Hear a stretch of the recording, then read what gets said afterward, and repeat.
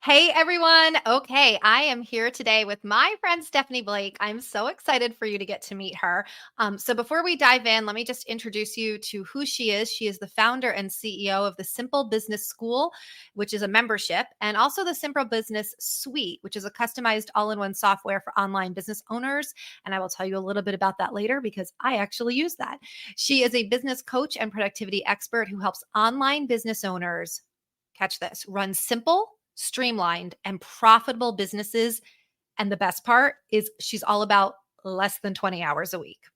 She has helped thousands of people start and scale their own businesses to reach their unique freedom goals.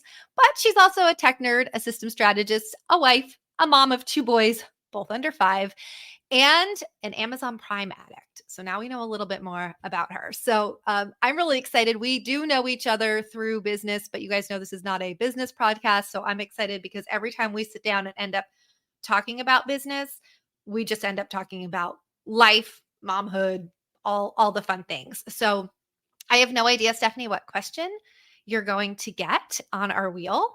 But I'm going to pull up our wheel of names and we'll kick it off and see where our conversation leads us. So let me go Awesome. ahead and share the screen.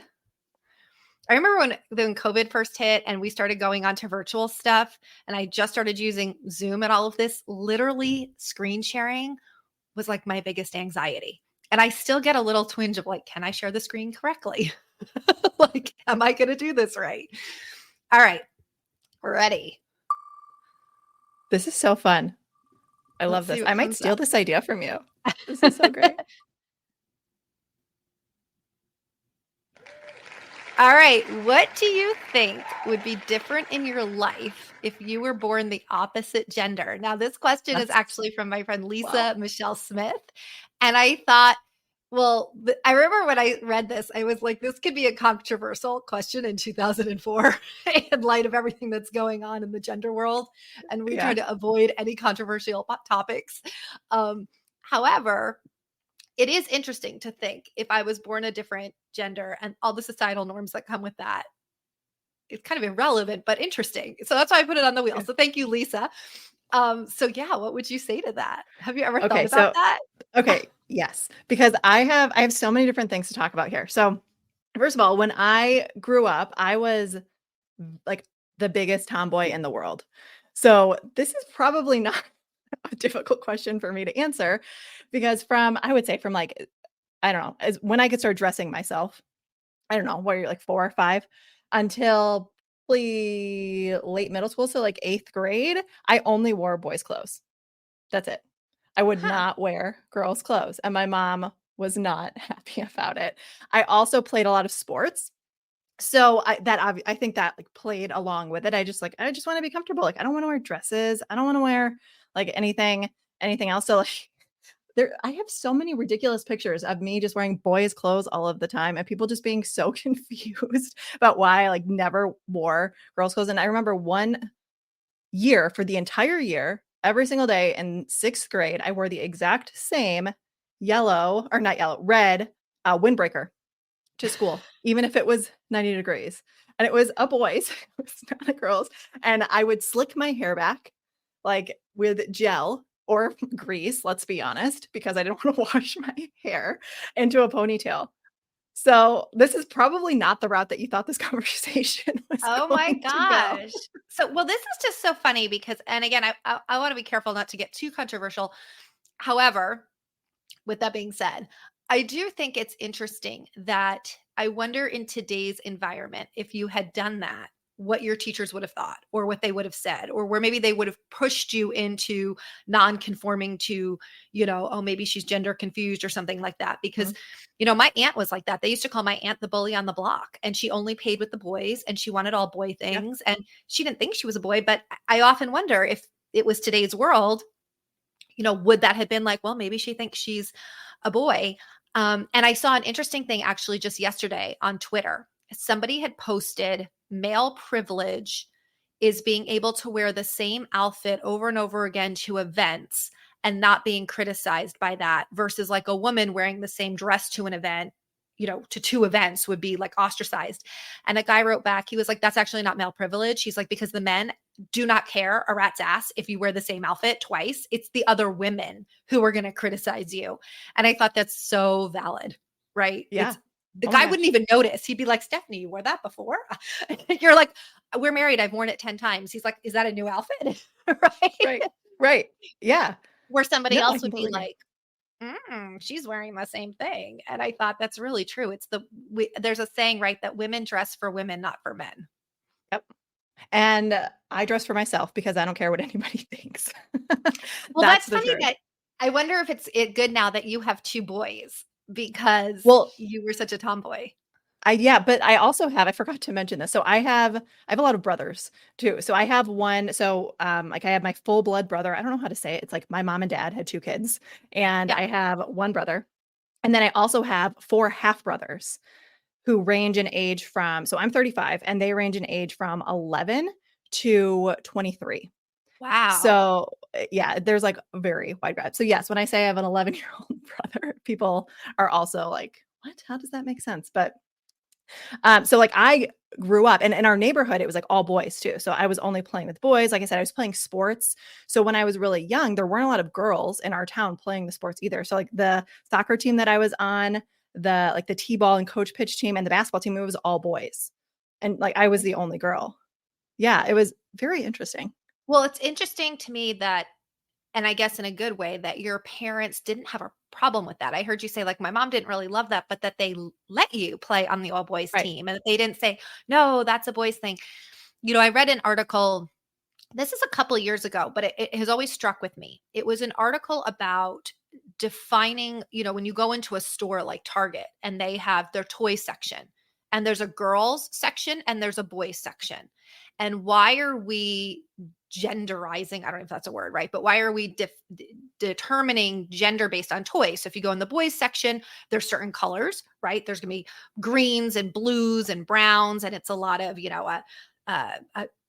swords and guns and GI Joes, and these are boy toys, construction, things like that. And then you have your girl toys, which are all gonna be pinks and purples and dolls and all of that. And they said, and it was such an interesting concept, which I never thought about. They said, as a woman, you want to marry a man who, if you want to have children, is going to be a good father, right? Who's going to be nurturing, who's going to be loving, who's going to be good to your children. Where do women learn how to do that? They learn that from playing dolls as a little girl. You hold your doll, you rock your doll, you nurse your doll, you take care of your doll.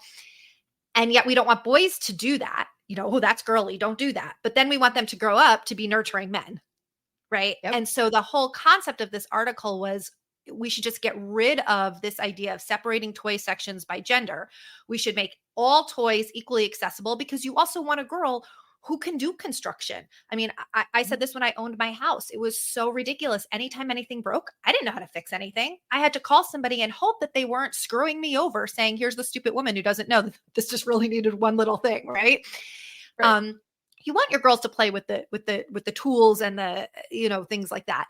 Um, and yet, so I read this article a few years ago, and I think that makes a lot of sense to me. That makes a lot of sense. Why are we dividing toy sections by girls and boys? And yet now, fast forward, it's 2024, and we're saying, well, if you play with boys stuff, you must be a boy. If you play with girls stuff, you must be a girl. And I'm like, well, you can't stand on both sides of the fence, right? Like, which are we on? Are we that we don't have gender neutral toys because girls should be able to play with boys' toys and boys should be able to play with girls' toys? Or is it your toys determine if you're a boy or a girl? Right? Like it's Right. such a confusing. I'm like, you can't have both. Which is it? I'd rather be on the side of the fence that you can play with whatever you want.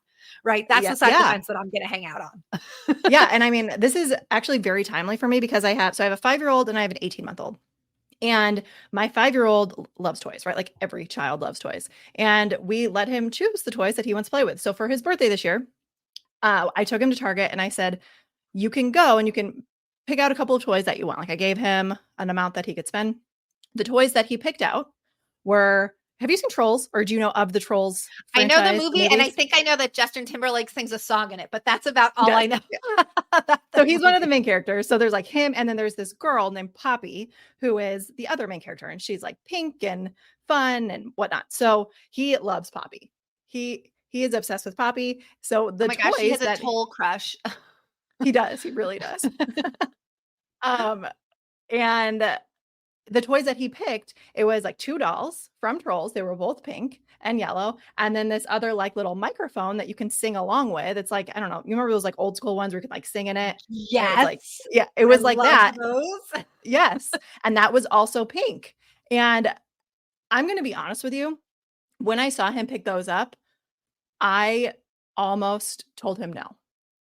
And I almost told him no because of all of the societal programming that you're talking about right now. Because I was Mm. thinking in my mind, like, what if one of his cousins sees him playing with these dolls or with this microphone? Or like, what if he wants to take it to school for show and share? Like, that's where they can take a school. Like, I don't want people to make fun of him for it.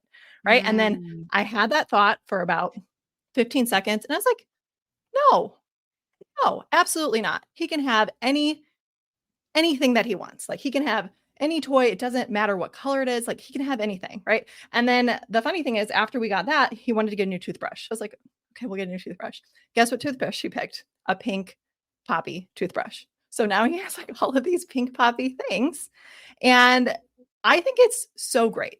I think it's so, so great. And like it was such a learning moment for me to really kind of detach from societal norms, um, and just really give him the freedom to choose whatever he wants, right? Yeah. And I think that's something that so many people, like I can even say, like people in my own life, they would not allow their kids to do that much. Wow.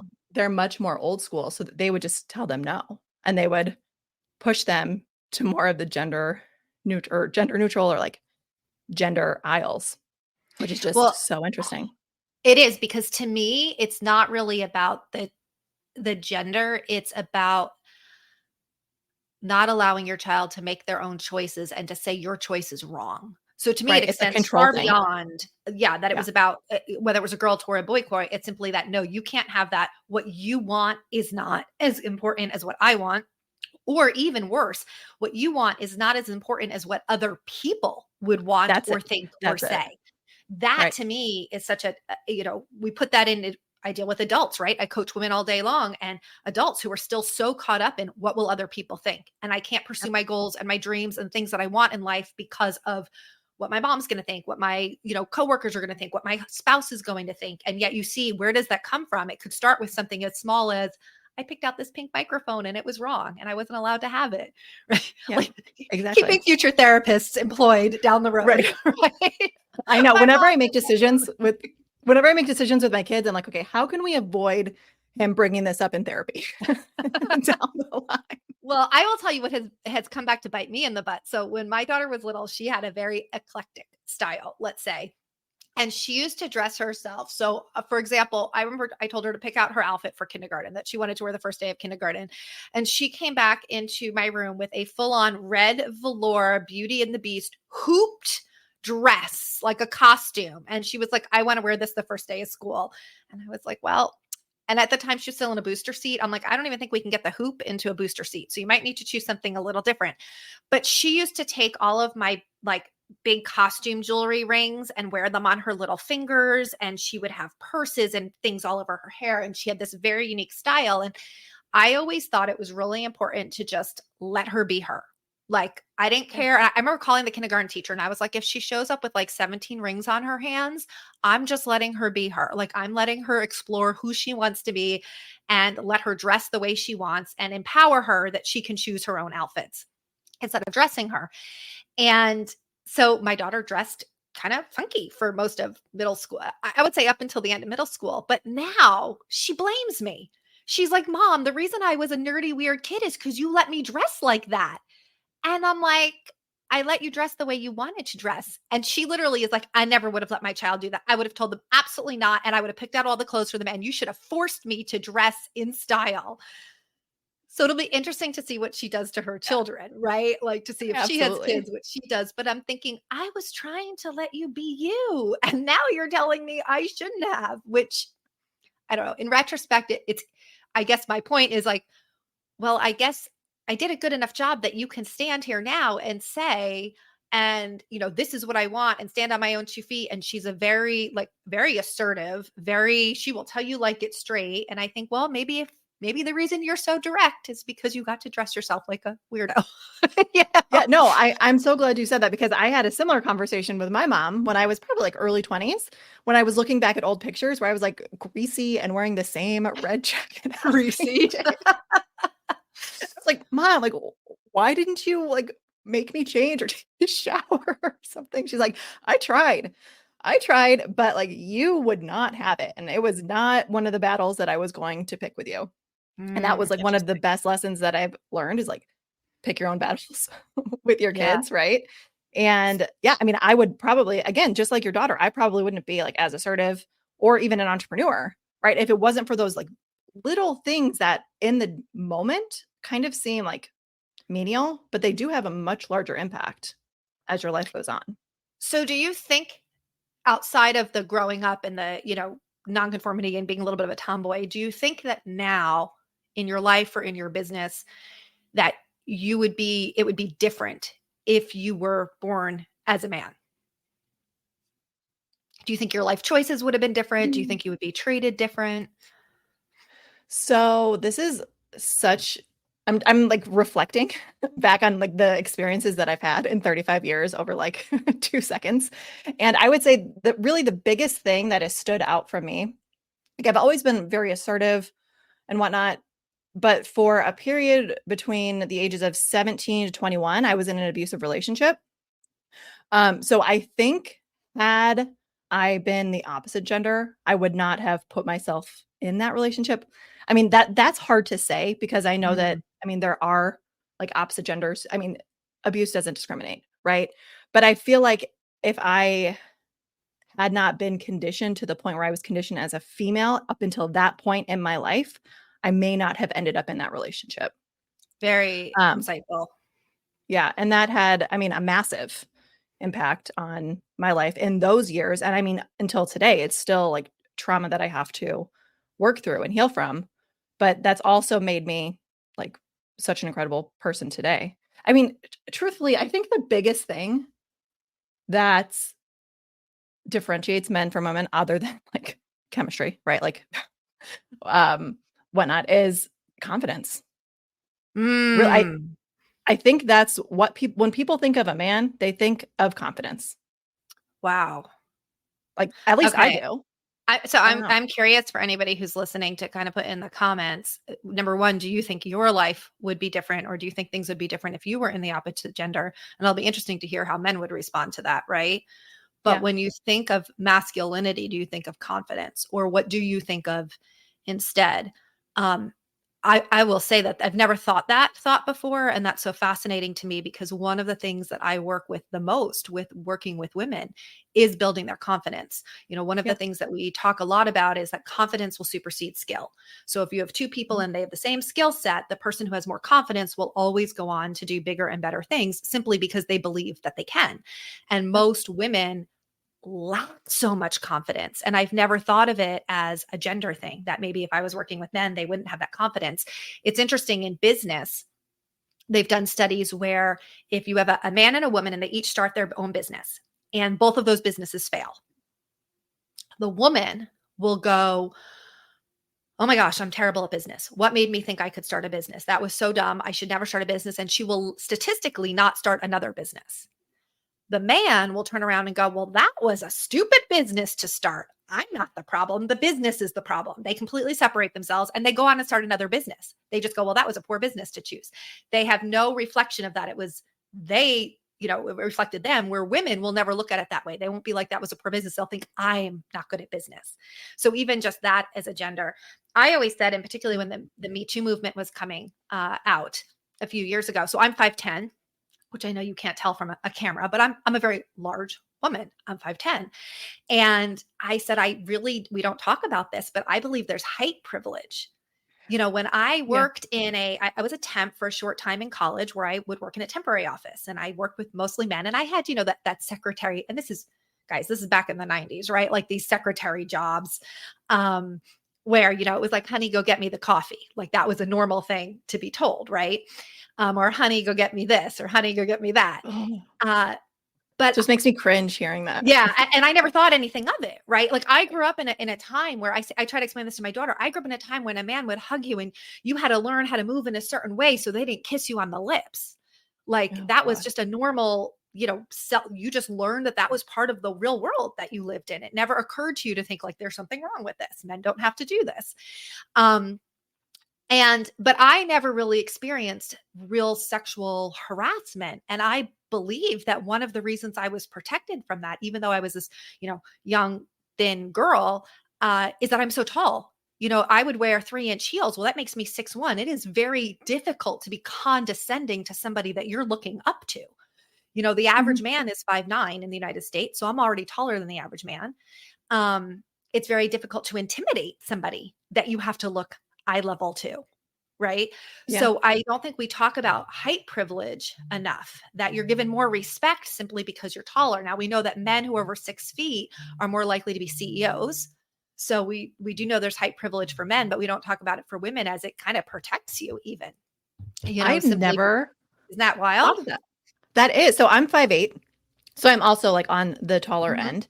And yeah, when I would wear heels, I would same thing. I'd probably be like 5'10", 5'11". And I now that you're talking about that, I did notice it. And it was especially prevalent, like especially when I was like in my 20s and I would go out like to bars and whatever. I would notice, and I even asked people straight up, like, are you intimidated by me? Like, of course, I'd have a few drinks in my system. And the vast majority of the men that I talked to said yes. They said, you have this aura around you that you're not going to take shit from anybody. And you're also tall. And and I'm like looking at you eye level, just like you said. And I was like, that is so incredibly interesting. Because it's not Yeah. something that I had thought of before. It's like, oh my gosh. Well, and my daughter is funny. So my daughter's only about 5'4", and she's a tiny 5'4". Like she's probably 100 pounds sopping wet. Like if you soaked her, right? Okay. Like she's a tiny 5'4". And in my mind, I always pictured she would grow up and eventually become, quote, adult size. And when she hit about 15 years old, we were in with her doctor one day, and her doctor was maybe 5'1", like also a tiny 5'1". And we're talking about her height. And we're like, well, when is she going to grow? I mean, I'm 5'10". Her dad is 6'3". Like, I think the shortest person in my family is like 5'7", right? So where did this little tiny 5'4" person come? And the doctor says to her, well, I think you've hit your full height. Like, I guess they can measure that based on like, how old you are and when you got your first period and stuff like that. And my daughter looks at her in a panic and she goes, you mean I'm going to be short forever? And now the doctor is 5'1", right? And 5'4" actually is the average height of a woman in America. And she's like, you're not short. And I'm thinking to myself, I thought she was going to be grown up size. And so I was talking to my sister in law later. Now, my sister in law is about 5'1". And I said to her, I don't know. She might not be like a grown up size. I said, I feel like we shouldn't let her go into like a public bathroom by herself. Is she so tiny? Somebody could pick her up. And my sister in law is like, Tara, I'm 5'1". And I look at her, and for a moment, I had this thought, like, I've never realized that you were that short. Right. And I'm like, well, we shouldn't let you go to the public bathrooms either. I mean, and she was so offended. She was so offended that I was like, wow, I never thought about that, because again, just being a tall person, there's a certain level of protection that Right. you have as just being a larger human, that I look at her and I go, oh, she's so tiny, but she's really not, right? Like she is I have to like say to myself, she is a full size adult. She's just not looking at you eye level. And now everybody listening to this who's like under 5'10", I have just alienated and offended. But you do live in a different world. I remember being Yeah. at a friend's house. They had moved and I was helping her put her kitchen stuff away, and I was putting kitchen stuff, I think, above the stove. And she was like, Tara, you can't put stuff up there. I won't be able to reach it. And I was Yep. like, what? Yeah. Things you don't think about, right? Yeah. Yeah. No, it's my mom is 5'3", and it's like whenever I hug her, I have to like bend down, Lean down. like put my arms around her. And yeah, no, I get it. It's totally different. And it's just something you don't even think about because you just are that way. And I think going Yeah. back to what I was talking about before, like I've always been taller. Like I think when I was in like 5th grade or something, I was already like 5'4", 5'6", something like that. So I was already Oh, wow. taller. So like I was taller than like the boys, So right? you were taller than your mom in 5th grade? Yeah. I was That must have been strange for her to parent you. Like, I can't imagine looking up at my kid and being like, "Listen, you need to." yeah. Yeah. Yeah, it's so weird. Yeah, everybody in my family is tall except for my mom. So even my husband and I were having this conversation, and I was like, "I don't know how I would be able to date somebody shorter than me." Like, I've dated somebody who's like my height, and it's just like it didn't work. Like, there was just something off. And he was like, "Well, you realize that's not easy to find somebody who's like like taller than Yeah, 6 feet." And I was like, yeah. "What are you talking about? Like, everybody I know is taller than 6 feet because all of my brothers are like 6'1", 6'2", 6'3". One is All right, six single four. So ladies. Single right, ladies. I don't know if they're single, but there you go. right. And my dad is 6'3", so and my husband he's 6'1". So it's like I've just been Wow. surrounded by this my whole life, and I didn't even think about it. He was like, "You realize the average height is like 5'9" for a Yeah, man." I said, "You're lying to me. That's that's not true. yeah. The There's no way." Netherlands, I looked it up. The Netherlands have the tallest people on the planet. Because when I was single, I That's was where like, his "I might family's need to go from. to the Netherlands." To the average height of a woman there, when the last I had read, which was a few years ago, was 5'10", and I thought, "Well, Yeah. these are my people. I need to go there." And I always wanted to wear heels. Like, I always wore really high heels, so that put me at 6'2". I mean, that dating pool is pretty slim, you know? And I do remember that idea of why wouldn't I date somebody shorter? And I was talking to a friend of mine who is a man who is taller, and I said, I feel really vain. I feel like I'm a bad person by saying I don't want to date someone who is shorter than me. And I feel vain and I feel bad about this. And he had an interesting take that changed the way I thought about it. He said it really probably doesn't have to do with anything about their height or your height. It's that when you're with somebody shorter than you don't feel as feminine. And I Mm, thought that's true because part of, whether we like to acknowledge or not, I think there is a basic biology of like men protect women. And if I'm with somebody who's significantly smaller than me, I don't feel protected. I don't feel feminine. I don't for feel sure. that. And so I thought, well, that I never thought about it that way, but there was a lot of truth in that for me, at least. And that may not Yeah. be for everybody. I know many women who've married men who were shorter than them. But for me, that really hit home on why I felt uncomfortable. It wasn't really about them. And this is true in everything in life, right? It's really never about, it's never really about us. It's about the other person. It's their issues. It's their problems. It was my problem. It wasn't about the guy. It was my problem. It was my issue. It was my own, stuff that then was being reflected. Yeah, no, I completely agree with that. I've never thought of it from like a feminine perspective though, but it's definitely a safety thing for me. Yeah. That is definitely something because I've tried dating people younger than me. Well, yes, younger than me, but also shorter than me. And when we would go out, it was like I have to protect you if something were to happen, you know? But in Like reality, like, when have I ever been protected? Like, where have I ever been that right, my partner needed to same thing. protect me? It's just a stupid thing in my head that means nothing. But Right. I'm like, I guess that's true. Yeah. Yeah, Um, no, I get that. Yeah, my high school boyfriend was 5'10". We were the same height, and I do distinctly remember we dated 5 years, and when we broke up, I threw out every single pair of flats I had, and I from that day on, only wore stiletto heels. I was like, "That's it," because I hated that I always could never wear heels, and that if I put heels on, I was instantly taller. So after we broke up, I was like, "That's it. I'm never dating anybody who's, under 6 feet again." I bought all stiletto heels, and I literally wore stiletto heels.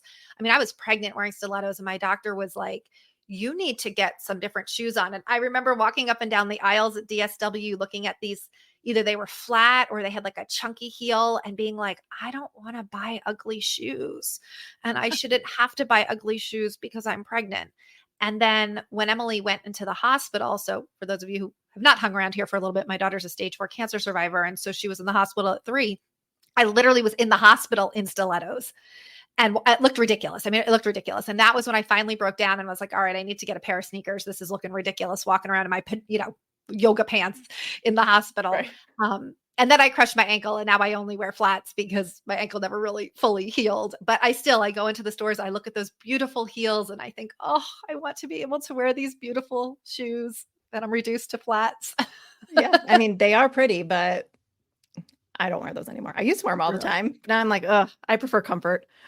Yeah, I don't know when that Comfort over. happens. Like, at what point do you get to that age where you're just like, comfort will supersede pain? I mean, sometimes I think of the things that I used to wear when we went out and it was cold, Oh and my you wore like gosh. these little tiny dresses and you were Yeah. freezing. And it's like, where do you no longer become like, I don't know if that was that I went from being cool to being really sad or being really stupid to being really smart. I'm not sure which it is. I guess I could see it from Yeah. both standpoints. Yeah, oh my gosh, when I was in my 20s, I would go out in heels, I would go out in, like, little dresses, and I remember New Year's Eve, it was snowing, it was, like we're in Chicago, so it was, like, 30 degrees, less than 30 Yeah. degrees, and I was freezing my ass off, but I didn't care because I Yeah. didn't wanna wear a coat, I didn't wanna You're look like, I look stupid. good. I don't care. Yeah, I was like, "I don't care." But, I think for me, it's kind of, like, twofold for me, actually. So the first was after I had my first son, I was like, my entire life has changed. The last thing that I wanna think about now are the shoes that I'm wearing. Like, all of my focus needs to be put on my child, and I know that people would have differing opinions on that, like, "You need to put yourself first, yada, yada." But, I mean, for me, that's really what it was. Like, I wanna make sure that I'm comfortable, so if something were to happen, like, I could take care of my children. But then Mm, secondly, when I've done a lot of, like, my own inner work to really just not care what anybody thinks anymore, that was kind of, like, around that same time where I'm like, "If you have a problem with what I'm wearing, that says more about you than it does with me because I don't care mm. what anybody else is wearing." Like, I could probably be some days on the People of Walmart website, and I'm okay with it. Oh my gosh. That is true though. I think as you do, and hopefully this happens for everybody, that you get to a point where you start to care and care less and less about what other people think. And when you get to that point, you just look back, or you like, I look now at my daughter and her friends and I think, wow, I wish you had that now. Oh my Life would gosh, be yeah. so different. Life would be so much easier, if you had that belief at 16, 17, of it doesn't really matter what other people think. And I often think about what choices would I have made differently? What choices would my daughter make differently? What unmet dreams and goals exist in our world simply because people were unwilling to dream them or go for them because of what other people might think. Oh my And I gosh, bet if you millions. had to if you had to write all of those dreams on little pieces of paper, it would fill up oceans of the gifts that we don't have in the world. The inventions, the books, the music, the whatever it is, movies that will be left uncreated because somebody was afraid, what will somebody think of me? Mhm. It's so sad. Um, Yeah. I know we talk a lot about this. So I think actually this is a good segue into what you do now because you help entrepreneurs pursue their dreams, pursue their goals. I actually met Stephanie. I think we initially met through doing a bundle together. If Yeah, I'm I think last year. correct, I think it was, yeah, maybe a year or so ago, and we connected on that and just really liked your energy. I really liked your authenticness. I really liked your heart for wanting to support other entrepreneurs.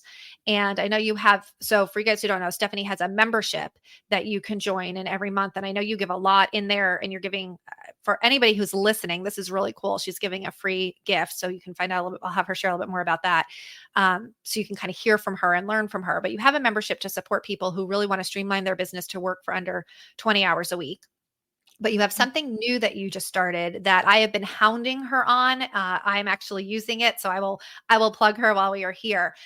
For those of you who have online businesses or want online businesses, it is overwhelming. Let me just say, when you go and you look at the tools that you need to run an online business, to do effective email marketing, to do effective funnels, to have a website, to have a calendar scheduling app, to have all of these things, a place to host your courses, a place to put your digital products, and then you just type in and Google, like, where could I do this? It is overwhelming the number of places that provide these services, but none of them are connected. And so as I started to piece together where I wanted to have my courses and how I was going to do my email and how I was going to do digital downloads, you don't realize that it's all these small little, oh, it's only this amount, it's only this amount, small dollar points, but they start to add up to be very expensive and very difficult to cohesively connect. And so Stephanie has created this program, and I'll have you share just briefly what it is, but it has allowed me to take all of my disconnected pieces and streamline it into one place that I am so excited about, that I was bugging her on a regular basis to be like, is it launched yet? Is it launched yet? Is it launched yet? Because I have felt that I've been held back on what I want to create or do. And products that I want to have simply because of the tech piece. And so if you are listening to this and you're like, I've wanted to get into an online business, or, oh my gosh, I have all these different software programs and systems I'm using, but everything gives me a headache and it feels overwhelming, definitely check out what you've just launched. So you can explain a little better what it is. I feel like that was a very vague explanation, but I'm just super excited. Yeah, no. I appreciate that. So the first thing that you were talking about is my membership, the Simple Business School. So I do want to talk about both just so people aren't confused about both of them. So that is where I support entrepreneurs in simplifying their business so they can work less than 20 hours a week. So yeah, that's the membership, simplebizschool.com. But then the software that you're talking about is called the Simple Business Suite. And just like you said, it's an all-in-one tool that allows you to have all of the tech pieces in one place. And just like you, before I created it, I was piecing together all of these different tools. So I'm a very tech savvy person, and I always wanted like the best of the best tool. So for example, email marketing, like I had to have the best email marketing tool. And then for my website, I had to have the best website platform.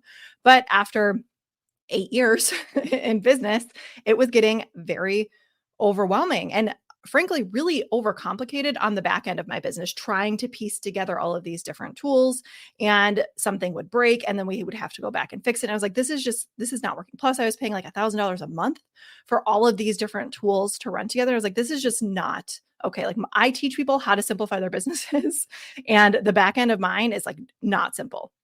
So I mean, I created this for myself first and foremost. And then once I started telling people about this, like there's this all-in-one tool that you can use to really simplify the back end of your business. Like people were just coming out of the woodwork Mhm. and they're like, oh my gosh, tell me more, tell me more, tell We're me like, more. we're headed to the promised land. Tell us where it is, Right. Steph. Exactly. Exactly. Because that's something that, again, like I'm really tech savvy. It's very easy for me to set these things up, but I didn't know that so many people struggled with this and they just really needed a simple solution that was kind of like set up out of the box that they can just plug and play with.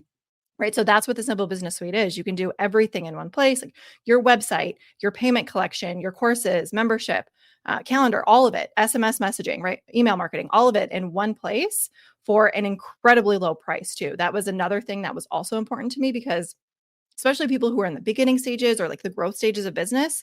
And I mean, frankly, if you're scaling your business, you always need to watch your overhead, right? So I didn't want people to feel strapped every month. Like I wanted this to be a non-negotiable expense in your business Mhm. because you're paying this one price every month and it's making you so much more on the back end of it.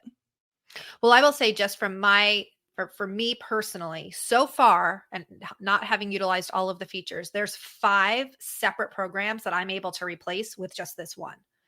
And Yep. that's 5 separate costs that now I can replace with just one. So that is huge. And the support.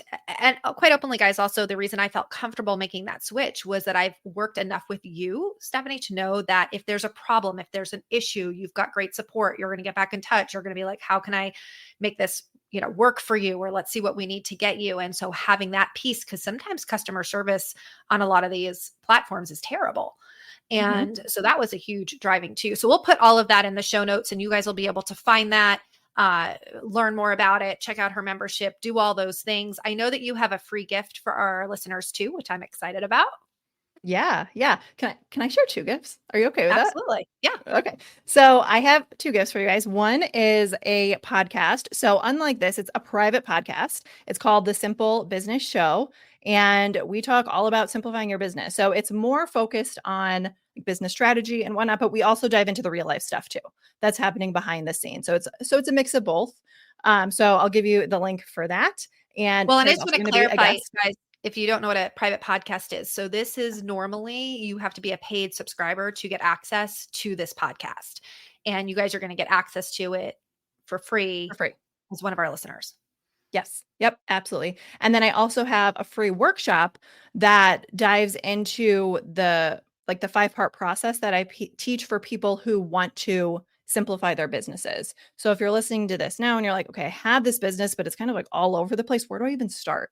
So this workshop will walk you through those pieces as well. It's called the Simple Business Workshop. So if you can't tell, my business is all about simplification.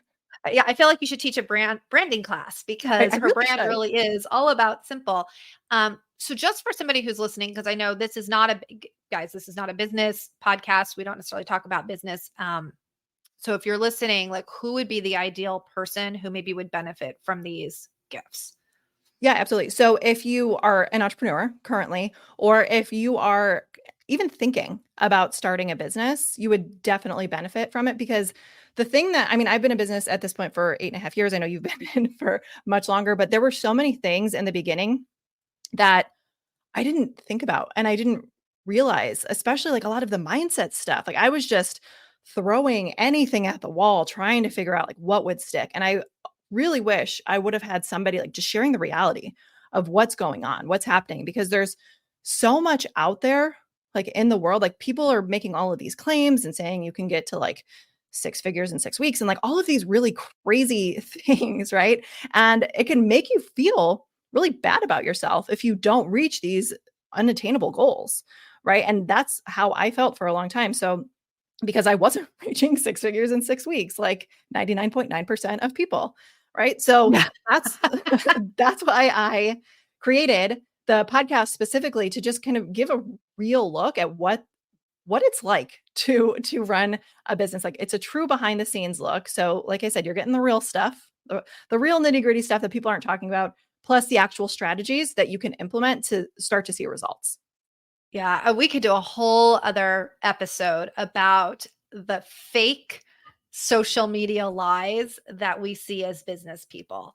I Yep. mean, I have seen everything where if you don't know the backstory, just some examples. I know people who came from other businesses that had huge followings, huge contact lists, started a new business, did a launch with all of these contacts that they had, and then say, oh, my first launch was $100,000. And you would never know that their first launch involved thousands of contacts that they had from a previous business.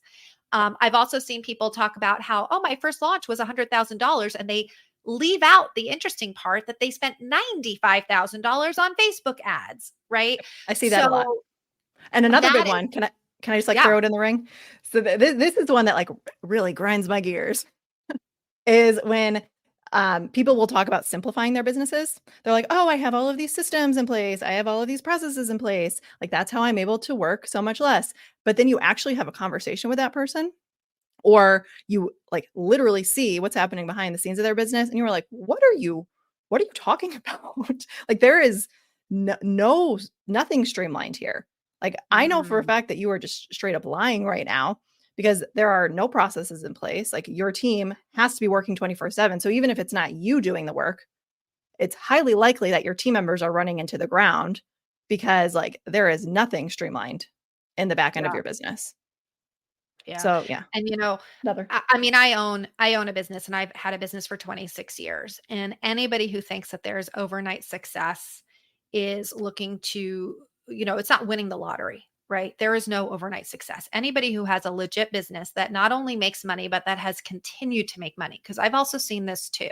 I've seen people be able to come in, start a business, do well for a short period of time, but it's not sustainable. And when I was looking for mentors early on in my career, I always looked for mentors who not only got to the level I wanted to be at, but they were able to sustain that because those Mhm. are two different things. Yep. And I have seen a lot of that. And it's very interesting that people can post anything they want on social media about their quote results with with nothing to back it up, with no proof. Mhm. And people like to post things, and I'm such a cynic in that people will even show like screenshots, and I'm like, did you make that on Canva? you know, Did you like Photoshop that? did you Photoshop that? Exactly. Because and particularly now with AI, I mean, you know, just because you see something, it used to be if you see it, you can believe it, right? And now we Okay. live in a world where that's no longer even true. Just because you see something doesn't even mean that it's real. And I think that's a scary world, quite openly, the door that we have opened to a scary world where you can no longer even believe your eyes. Mhm. Yeah, Yeah. and I mean 2020 there was just that brought an influx of new entrepreneurs and who like you said are just making money really quickly, but I can count like on two hands the number of people who are no longer in business. after that, Wow. like that influx came in. And even people who I knew started before that, they they are also out of business from their own choosing because of burnout. Because like you said, it's Yeah. not set up to be sustainable. And I mean, truthfully, I almost reached that point in the beginning of my business too, because I was working 80 to 100 hours a Yep. week. And then I was in the same I place. got pregnant. Yeah, and then I Yep. got pregnant and I was like, okay, I can't do this anymore because my baby and I will end up in the hospital. So that's kind of when I was forced to like change everything, you Yep. know? I actually had one of the things that I had to do early on in my business because I do think this that when you love what you do want to do it all the time. Yes. Right? Particularly if you're an entrepreneur and you love what you're building and you love hitting goals and you're working and you're on fire. It wasn't like, "Oh, I hate doing this. I loved doing it, but I couldn't turn it off." So, I will give you a quick tip as we wrap up. This is what it is. Stephanie, we can talk all day. This is why I was like, you have to be a guest because we can talk all day about stuff.